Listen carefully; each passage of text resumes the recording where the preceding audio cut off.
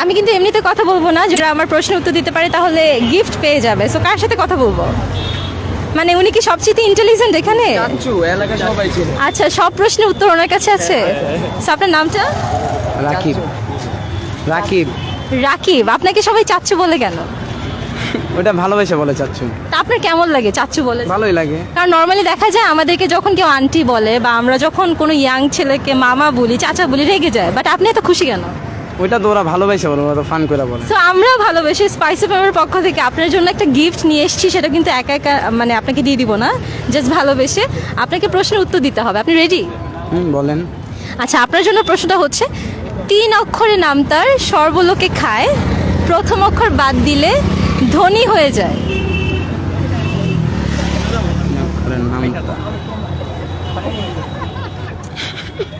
পারবেন না? পারছেন না?